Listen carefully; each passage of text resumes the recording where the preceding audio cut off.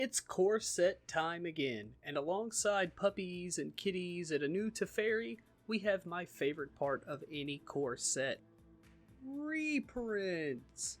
In today's video, we're going to look at some of the best and worst of the reprints in the newest core set. This is TCGNN.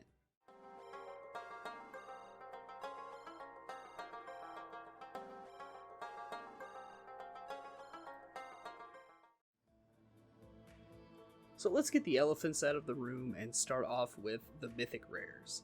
In this slot, we've got Grim Tutor and Ugin the Spirit Dragon. Grim Tutor was in desperate need of a reprint, as paying the former asking price of around $200 for a 3-mana tutor with a drawback was a little bit overinflated if you ask me. Now that it's got a few new art variants, all of which going at a far more fair asking price, I'm excited to see and use this card in my upcoming games. Of course, we can't talk Mythics in M21 and not talk about Ugin the Spirit Dragon. Whether you're playing Standard or Commander, online or paper, you're going to see this wispy boy sometime soon in the upcoming weeks and months. Ugin's casting cost of 8 may seem huge, especially in Standard, but it feels like this reprint was very calculated, because combined with popular cards like Growth Spiral and Nissa Who Shakes the World, and upcoming cards in this list, Ugin becomes very castable, and if you get to untap with your Spirit Dragon intact, it's going to be very difficult for your opponent to muster a comeback, especially if they committed heavily to the board in previous turns. In the rare slot, I've picked out 3 standouts. Containment Priest is very exciting to see come back, especially in a format with Escaping Titans and Elspeth Conquers Death running around, and the inevitable price reduction will help out Commander players and Standard players alike. Heroic Intervention and Asuna Lost But Seeking are 2 very powerful cards in green, with Asuna being especially exciting just by virtue of being from Kamigawa, a block that, while it wasn't beloved at the time, is one I'll always hold near and dear to my heart. The actually impactful part? You can play up to 3 lands in a single turn. All of a sudden, that Ugin is looking a lot more castable, and the landfall creatures in your commander decks will love to see Asuna as well. You can even play her as your commander. Heroic Intervention is no slouch either. Being able to protect your stuff from just about anything that could happen to it makes for an invaluable defensive tool. But don't forget, this card can be used on offense too. The blowout potential for Heroic Intervention is insane on boards where the game has become complicated and there's tons of creatures and tokens, attackers and blockers running around.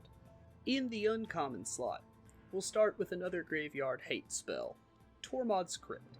While not as efficient as cards like Bojuka Bog or as versatile as Containment Priest or Grafdigger's Cage, the simple fact that it's a 0-mana artifact gives it some unique applications in Commander, and, despite being suboptimal, it's a budget answer to things like Cauldron Familiar and Uro Titan of Nature's Wrath in Standard to boot. Next up is Rewind.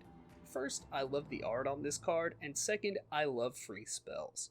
While Rewind isn't exactly free, it's definitely free adjacent, and getting to untap 4 lands after responding to something is huge. And in multiplayer formats, Rewind can be used to broker deals because the lands you untap don't necessarily have to be your own. Last in uncommon, we go back to green with the ever popular Cultivate. If you've been playing Standard or Arena at all lately, I'm sure you've seen this little 3-mana sorcery a time or two. Cultivate is quite possibly one of the strongest ramp spells in the game, and being able to stick a land and ensure you hit your next land drop can make or break your line of play in ramp or flash decks. And with cards like Gilded Goose and Arboreal Grazer running around, Cultivate becomes very castable on turn 2, speeding your mana acceleration up to Warp 9.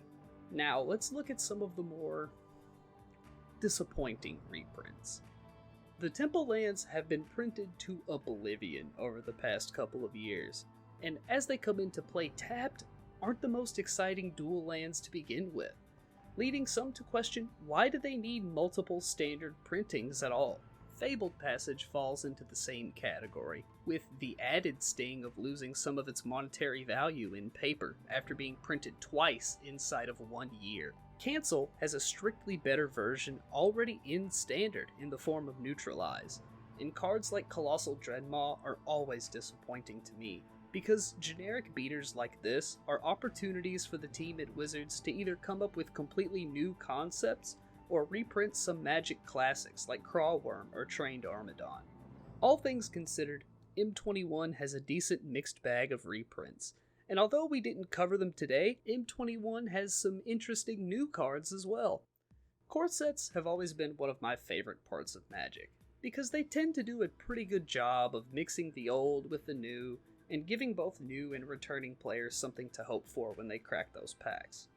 So, are you hoping to pull a Grim Tutor, an Ugin, maybe an Asuna for your commander deck? Let me know down in the comments, and we'll just talk about reprints in general. Thanks for watching, guys. This is Jake with TCGNN.